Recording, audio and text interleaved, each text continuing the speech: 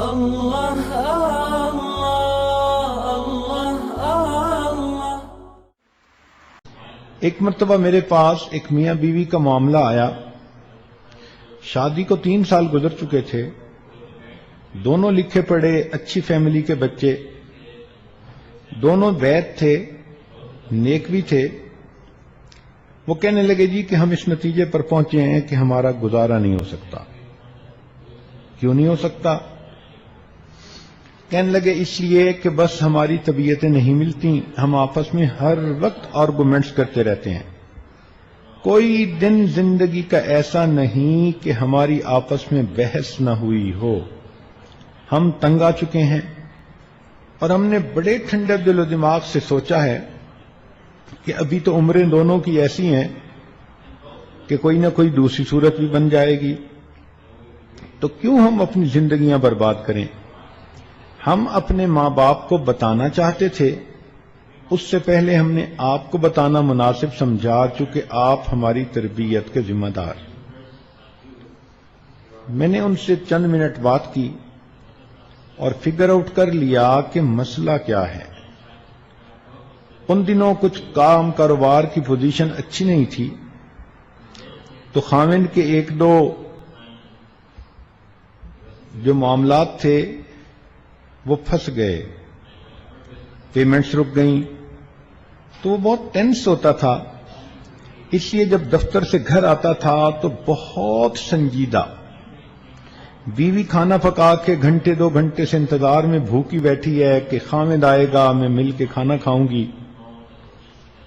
جب وہ خاوند کا چہرہ دیکھتی کہ اتنا سیریس، تو نتیجہ وہ یہ نکالتی کہ شاید میں اپنے خاوند کو پسند ہی نہیں، اور جب وہ یہ سوچتی کہ میں اپنے میاں کو پسند ہی نہیں تو اسے غصہ آتا، کیونکہ وہ خوبصورت بھی تھی، نیک بھی تھی، تعلیم یافتہ بھی تھی، اچھے گھرانے کی تھی، اور اس کی فرسٹ کزن بھی تھی۔ وہ کہتی تھی میرے اندر کیا کمی ہے جو یہ خاوند میری طرف پیار سے نہیں دیکھتا۔ چنانچہ بیوی بھی چڑ جاتی، خاوند ویسے سیریس ہوتا، اور دونوں کے درمیان پھر ایک دوسرے کے ساتھ خوب بحث مباحثہ ہونے لگ جاتا۔ میں نے ان کو کہا کہ دیکھیں آپ لوگ اپنا یہ فیصلہ 6 مہینے کے لیے روک لیں، ڈیفر کر دیں، اور میں آپ لوگوں کو ایک کام ذمہ لگاتا ہوں، وہ آپ نے کام کرنے ہیں۔ پھر 6 مہینے کے بعد آپ ایویلیویٹ کرنا کہ ہم آپس میں اکٹھے رہ سکتے ہیں یا نہیں رہ سکتے۔ ان کا ٹھیک ہے۔ چنانچہ میں نے خاوند کو کہا کہ جب آپ نے گھر آنا ہے تو نبی علیہ الصلوۃ والسلام کی سنت پر بھی عمل کرنا ہے کہ مسکراتے چہرے کے ساتھ آؤ اور اپنے اہل خانہ کو سلام کرو۔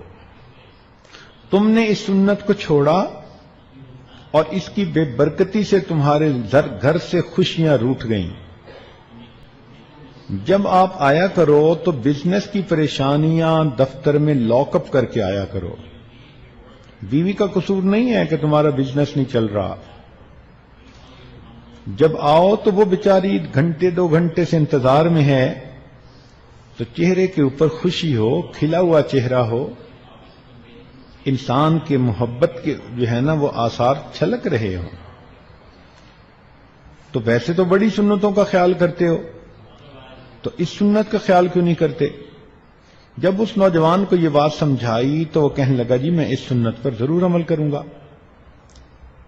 میں نے کہا بیوی کو کہ اب آپ نے ایک عمل کرنا ہے کہ جب خاوند آئے تو آپ نے ہمیشہ دروازے پہ آ کر استقبال کرنا ہے اور خاوند کو مسکرا کر دیکھنا ہے۔ اس نے کہا ٹھیک۔ میں نے کہا یہ بات تو تھی جو میں نے آپ کو سنت کے مطابق بتائی۔ اب اس سچویشن میں جب آپ دونوں کی طبیعتیں اتنی ایک دوسرے سے دور ہو چکی ہیں، اب میں خاوند کو ایک عمل اور بتاتا ہوں اور وہ اسے ڈیوٹی سمجھ کے کرنا پڑے گا۔ اس نے کہا جی۔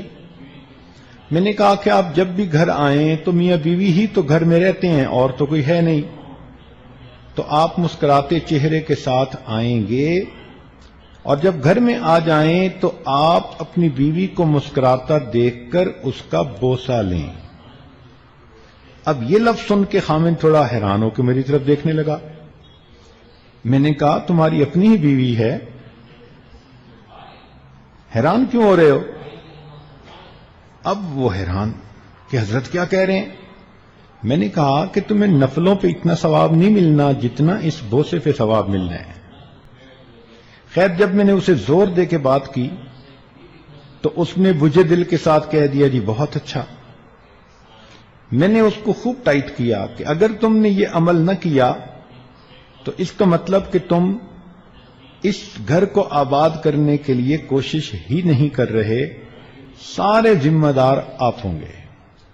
وہ کہنے لگا نہیں جی میں انشاءاللہ اس پر عمل کروں گا۔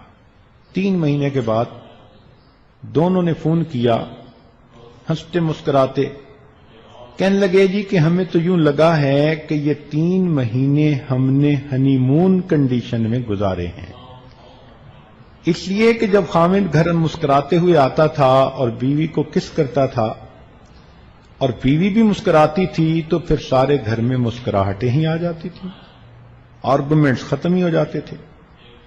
تو کئی مرتبہ ایک چھوٹا سا عمل اجڑتے ہوئے گھر کے آباد کرنے کا سبب بن جاتا ہے۔